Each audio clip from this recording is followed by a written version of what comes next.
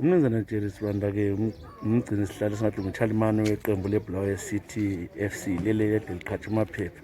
Umnumzana Sibanda, uMaphepha akasekho, bengumngane wakho owomthanda njalo ke ngomdobhileyo elahliwe kwezenguqu wambise ebhoreni. Awuqala usitshele lisadlala lonke usambone yawazi omncane ngesikhathi edlala.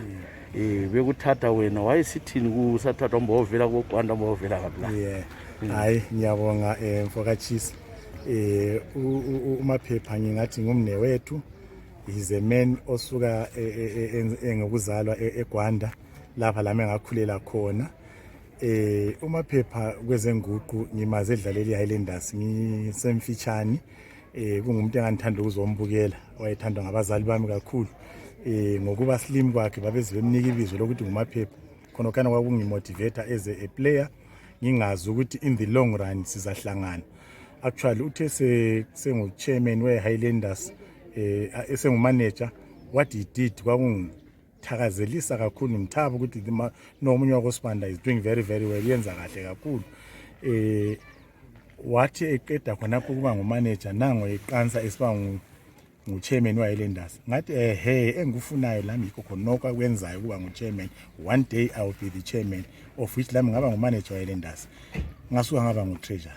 Kwasomele lami ngingene esikhundleni sakhe sokuba ngu-chairman kwaphana nathatha khona as a former player. He was a motivator. Ngithe sengibona ngo-2018 ukuthi no, there are some brains, ingqondo sezilahliwe eceleni okumele sibe lazo, kasayenzi lutho. Ingqondo ezilahliwe sikwaziyo ukuthi ngezebhora we cannot, asingeke siyekele ingqondo lana ziphongo nyamalala.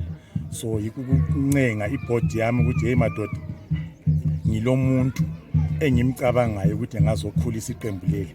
But hayi chairman sizakunika one slot, and that one slot saba ngeso sikaMaphepha, and unanimously i-council yonke yavumelana hayi uMaphepha kabuye, and waba ngumuntu osimotivate ezibulawayo City sibe sikholisa sibe simfaka ukuthi abe ngu-marketing committee member labo council uJerry.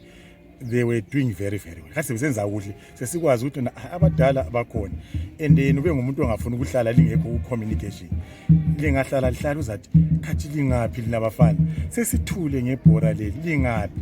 Into le ifuna ukuthi sibe ndawonye. So wayengumuntu othanda ukuthi ahlanganise abantu.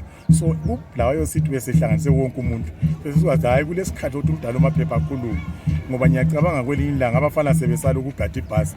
Yena uphonga ukuthi thutsha uMaphepha wathi zwanini bafana bami asingene nebhasi nokwemali lebalikhuluma ngaphi selivela wina, and of which abafana bangene ebhasini babuya bekhuluma ngemali zabo sabaningi ngenxa kaMaphepha. Kungayisiyo uMaphepha igame lana sasiyiluza, and le promotion lana division sasingeke siyithole, but because ngokuthi yena wayekhona engumotivate ekwazi ukukhuluma labafana, abafana they could be inspired ukuthi bona umdala uMaphepha nxa esithi hayi guys asilaleleni.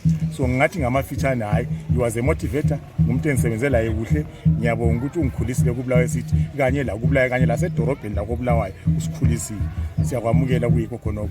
Thina eziBulawayo City wathenga our best ukuthi sim-accord ukuthi bengamnika i-Lady Stanley nxa ihulumeni ingazange yenze lokho esikucelileyo, lokuthi hayi safisa ukuthi umngcwabo uphumele amphitheater lapho kule open space khona esinga-observa khona i-COVID regulations ze-government, ngoba indawo echaya umoya ekhululekileyo.